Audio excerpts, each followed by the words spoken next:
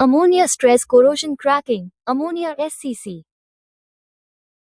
सबसे पहले एक लाइन में समझिए, अमोनिया एससीसी तब होती है जब अमोनिया एनवायरनमेंट जोड़, ससेप्टेबल मटेरियल जोड़, टेंसाइल रेजिडुअल स्ट्रेस एक साथ मौजूद हो और सरफेस से क्रैक इनिशिएट होकर मटेरियल के अंदर प्रोपेगेट करे।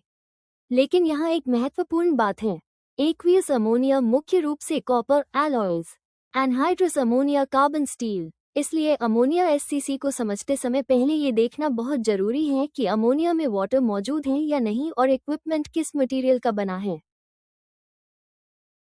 1. अमोनिया एससीसी कैसे होती है? इसे 3 चीजों से समझिए। 1. Susceptible material. मटेरियल ऐसा होना चाहिए जो अमोनिया एनवायरनमेंट में एससीसी के लिए ससेप्टेबल हो। उदाहरण, copper zinc alloys, brass admiralty brass, aluminium brass और carbon steel anhydrous ammonia service में ससेप्टेबल हो सकता है। 2. एनवायरनमेंट। अमोनिया मौजूद होना चाहिए, लेकिन एनवायरनमेंट के अनुसार मैकेनिज्म बदल जाता है। एक्वियस अमोनिया जोड़ कॉपर एलॉय या एनहाइड्रस अमोनिया जोड़ कार्बन स्टील। 3. स्ट्रेस। मटेरियल में टेंसाइल स्ट्रेस होना चाहिए। ये स्ट्रेस 2 प्रकार का हो सकता है, applied stress, residual stress. Residual stress welding, fabrication, tube rolling, cold working आदि से पैदा हो सकता है। इसलिए याद रखें, अमोनिया जोड़ ससेप्टेबल मटेरियल जोड़ tensile stress equals ammonia SCC का रिस्क। 2. कॉपर एलॉय में अमोनिया एससीसी। कॉपर एलॉयज में यह मैकेनिज्म खास तौर पर महत्वपूर्ण है। उदाहरण, admiralty brass, aluminium brass, copper zinc alloys. Zinc का क्या इफेक्ट है? अगर ब्रास में जिंक कंटेंट बढ़ता है तो ससेप्टेबिलिटी बढ़ सकती है। विशेष रूप से जिंक ग्रेटर दैन लगभग 15% ससेप्टेबिलिटी बढ़ती है। इसलिए हाई जिंक ब्रास को अमोनिया एनवायरनमेंट में सावधानी से सिलेक्ट करना चाहिए। 3. कॉपर एलॉय के लिए वाटर क्यों जरूरी है? ये बहुत इंपॉर्टेंट पॉइंट है।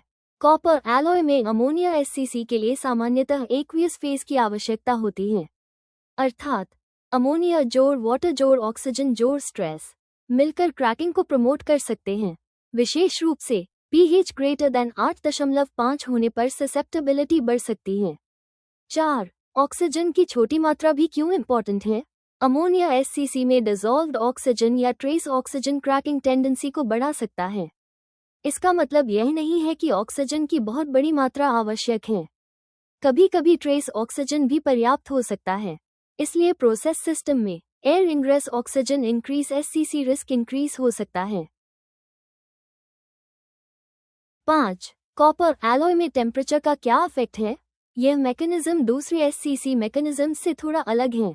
कॉपर एलॉयज में अमोनिया एससीसी किसी भी टेम्परेचर पर हो सकती है यदि बाकी आवश्यक कंडीशंस मौजूद हों। इसलिए केवल टेम्परेचर देखकर यह नहीं कहा जा सकता कि इक्विपमेंट सेफ है। 6. हीट एक्सचेंजर ट्यूब्स क्यों ज़्यादा प्रभावित होते हैं? यह एक प्रैक्टिकल एग्जाम्पल है। मान लीजिए एक हीट एक्सचेंजर में tube material equals admiralty brass और प्रोसेस साइड में अमोनिया जोड़ वाटर मौजूद है। ट्यूब मैन्युफैक्चरिंग के दौरान ट्यूब को एक्सपैंड, रोल किया गया।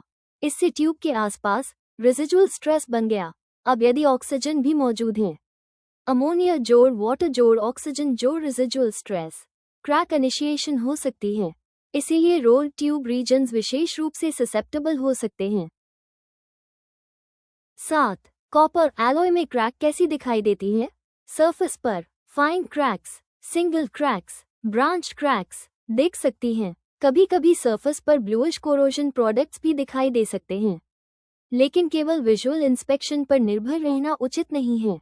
क्रैक्स ट्रांसग्रैन्युलर या इंटरग्रैन्युलर हो सकती हैं। यह एनवायरनमेंट और स्ट्रेस कंडीशन पर डिपेंड करता है। 8.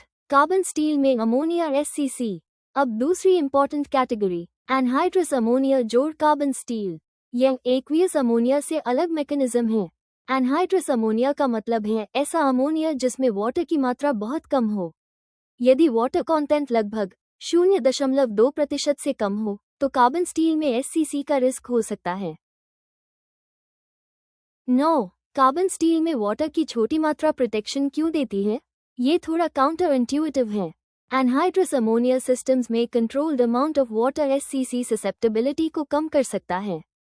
लगभग 0.2% वाटर मेंटेन करने से प्रोटेक्शन मिल सकती है।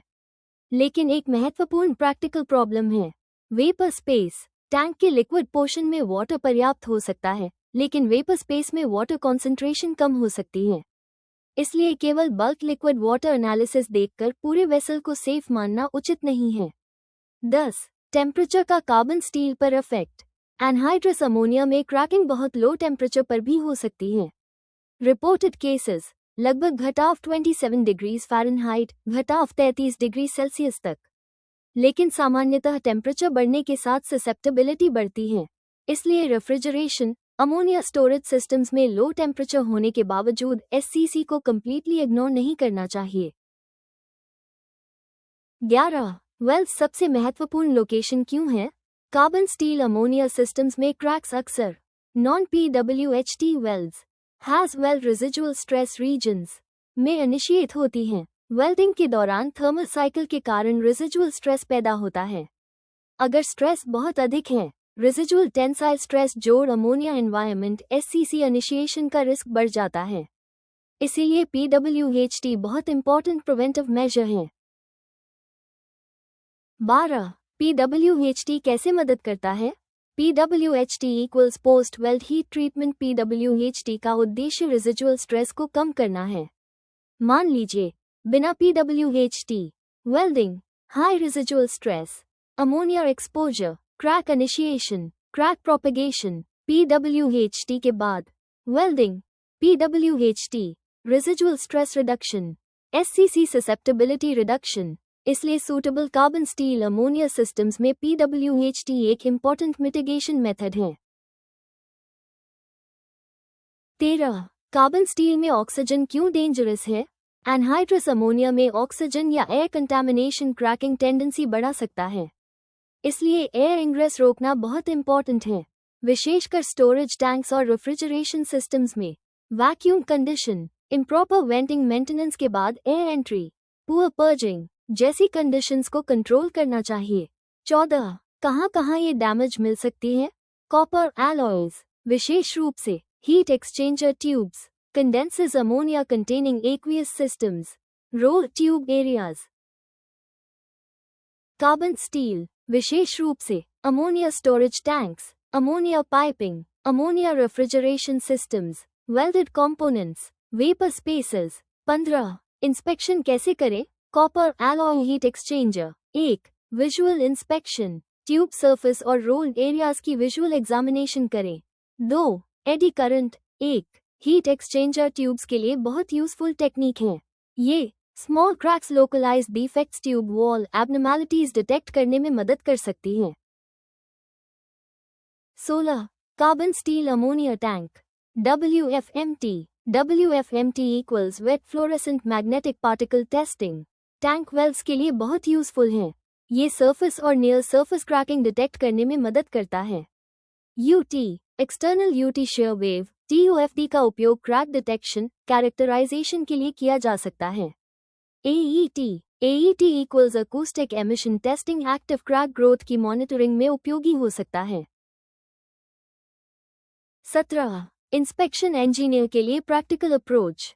अगर आपको किसी अमोनिया इक्विपमेंट का इंस्पेक्शन करना है तो ये सीक्वेंस फॉलो करें। स्टेप 1. मटेरियल पहचानें, कॉपर एलॉय है या carbon steel. Step 2. Ammonia condition देखें, एक्वियस है या एनहाइड्रस। स्टेप 3. वाटर कंटेंट देखें, विशेषकर carbon steel anhydrous ammonia system में। Step 4. Oxygen air ingress check करें, क्या सिस्टम में ऑक्सीजन कंटामिनेशन संभव है।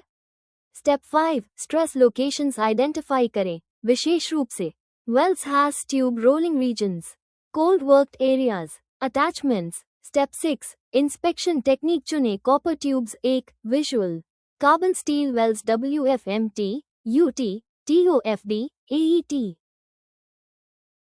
18. सबसे महत्वपूर्ण याद रखने वाली बात, इसे एक सिंपल फॉर्मूला की तरह याद कर सकते हैं।